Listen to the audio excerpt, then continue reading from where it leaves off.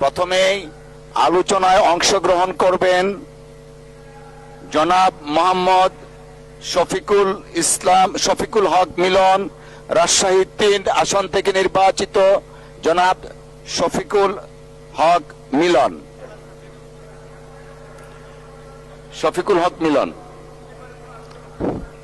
বিসমিল্লাহির রহমানির রহিম। মাননীয় স্পিকার, আপনাকে ধন্যবাদ।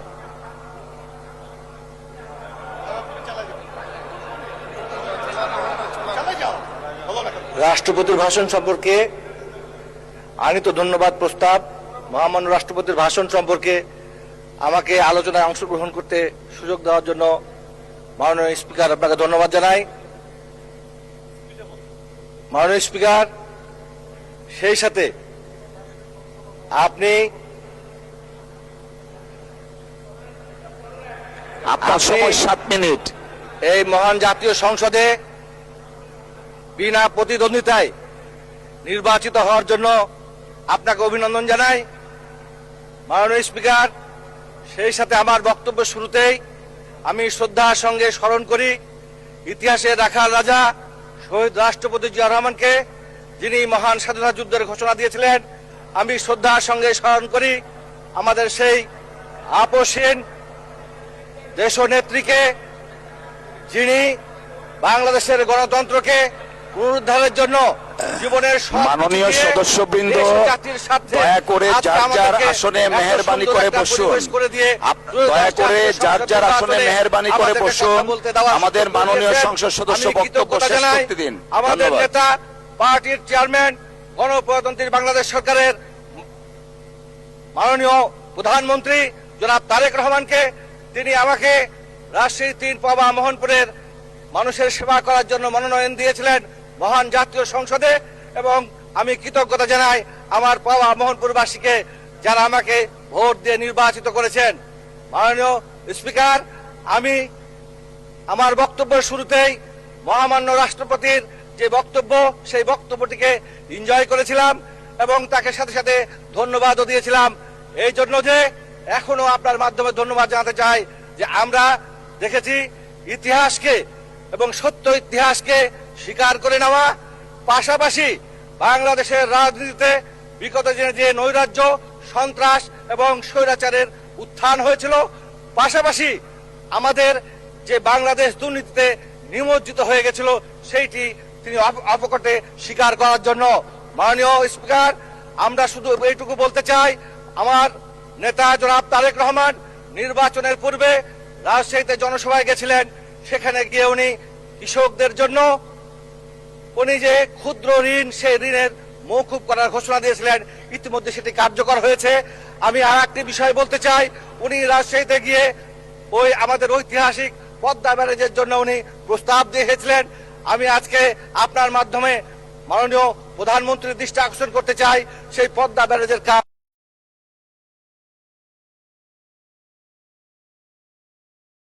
যেন খুব দ্রুত শুরু হয়। আমি আমার নির্বাচনী এলাকার আমি কিছু বক্তব্য রাখতে চাই, সমস্যার কথা বলতে চাই। আপনারা জানেন যে পাবা মোহনপুর এলাকার পাবা উপজেলাটি এটি 2008 সালে প্রস্তাবের মাধ্যমে সৃষ্টি হয়েছিল, যেটিতে একবার বিএনপি থেকে নির্বাচনে অংশগ্রহণ করেছিলেন আমাদের প্রয়াত ভূমিমন্ত্রী কবির হোসেন।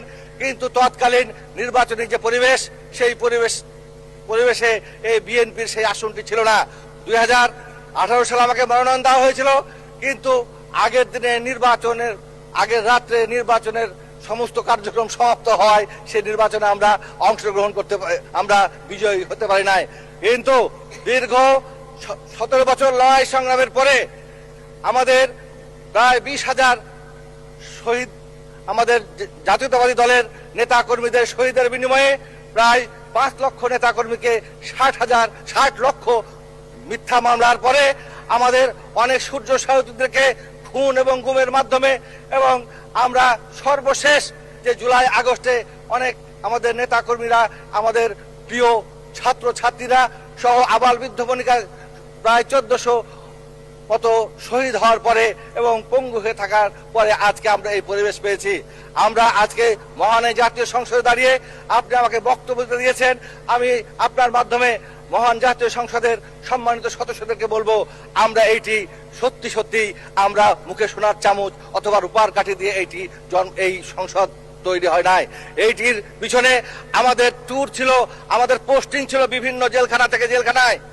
আমরা ঢাকা জেল থেকে রাজশাহী জেলে ট্রান্সফার হয়েছি, আমাদের পায়ে ডান্ডা বেরিয়েছিল, আমরা হাসপাতালে বারান্দায় ঘুরেছি। আমি আমার অনেক সূর্য সহযোগীকে দেখেছি, তারা চিকিৎসার জন্য জেলখানা থেকে 2 হাতে হাত করা আর পায়ে ওই ডান্ডা বেরি। আমরা বলি যে আজকে সেই জন্য সবাইকে আমাদেরকে এই মহান জাতীয় সংসদে দাঁড়িয়ে আমাদেরকে সেই অতীতের কথা মনে রাখতে হবে এবং আগামীর বাংলাদেশ বিনির্মাণ করার জন্য আমাদের সবাইকে সচেষ্ট থাকতে হবে। মাননীয় স্পিকার, আমি আর 2-1টি কথা বলতে চাই। আমার এলাকায় হযরত শাহ মুকদুম রাদিয়াল্লাহু নামে একটি বিমানবন্দর আছে। সেই বিমানবন্দরটি আন্তর্জাতিক মানের, কিন্তু সেখানে আভ্যন্তরীণভাবে আমরা ব্যবহার করি। সেখানে আমি কয়েকদিন আগে পত্রিকা দেখলাম যে সমস্ত বিমানবন্দরে ওয়াইফাই সিস্টেমের জন্য সেবা দেওয়া হবে, কিন্তু রাজশাহী সেই হযরত শাহ মুকদুম রাদিয়াল্লাহু নামে যে বিমানবন্দর সেটি উল্লেখ নাই। আমি আপনার মাধ্যমে আজকে মহান জাতীয় সংসদে মাননীয় প্রধানমন্ত্রীর সাক্ষাতে এই সংশ্লিষ্ট মন্ত্রণালয়ের মাননীয় মন্ত্রীকে বলতে চাই, রাজশাহীর সেই বিমানবন্দরে সেই ফ্যাসিলিটি যেন ওয়াইফাই ফ্যাসিলিটি যেন দেওয়া হয়। আমার ওই এলাকায় ওখানে কৃষি প্রধান অঞ্চল, বাংলাদেশের সমস্ত রিসোর্স সেই উত্তরাঞ্চল তথা রাজশাহী থেকেও অনেকাংশে এখানে আসে। সেই রিসোর্সগুলিকে আমরা সমন্বিত করে কার্গো এয়ারপোর্টের মাধ্যমে যদি এয়ারপোর্ট চালু করতে পারি, বিমান ব্যবস্থা চালু করতে পারি, তাহলে নিশ্চয় আমরা শুধু ঢাকা থেকে রাজশাহী থেকে ঢাকা নয়, আমরা বিদেশেও সেটাকে রপ্তানি করে আমার ওখানে যে সমস্ত কার্যকরী ফসলাদি আছে সেইগুলিকে আমরা বিদেশে রপ্তানি করতে পারি এবং আমরা বৈদেশিক মুদ্রা অর্জন করতে আমরা সক্ষম হতে পারি। মাননীয় স্পিকার, আমার এই এলাকায় অনেক বেকার আছে। বেকারদের জন্য কৃষিভিত্তিক অ্যাগ্রোবেজ প্রক্রিয়া করার জন্য সেখানে যথেষ্ট সুযোগ আছে এবং সেখানে অনেক ব্যবস্থা করা যেতে পারে। সেই জন্য আমি আজকে দৃষ্টি আকর্ষণ করছি। পাশাপাশি আমাদের ওখানে বীজ সংরক্ষণ করার জন্য কোনো হিমাগার নাই। আমি অনুরোধ করব সেখানে বীজ সংরক্ষণ করার জন্য যদি ব্যবস্থা করা হয়, স্পেশালাইজড কোল্ড স্টোর নির্মাণ করা হয় এবং বিভিন্ন প্রক্রিয়া যেন আমরা অংশগ্রহণ করতে পারি, তাহলে সেখানে যেমন বেকার সমস্যার সমাধান হবে। পাশাপাশি আমাদের ওখানে আপনারা দেখেছেন মাননীয় স্পিকার, গত 3 দিন আগে পত্রিকাতে উঠেছে ওই রাজশাহী মেডিকেলের অব্যবস্থাপনার কথা। আমরা আজকে বলতে চাই সেখানে আরো অনেক ব্যবস্থা আছে। রাজশাহী মেডিকেল বিশ্ববিদ্যালয় প্রতিষ্ঠিত হয়েছে, কিন্তু সেটা এখনো আলোর মুখ দেখে নাই। সেইটিকে অচিরে আলোর মুখ দেখানোর জন্য প্রয়োজনীয় পদক্ষেপ গ্রহণ করার জন্য আমি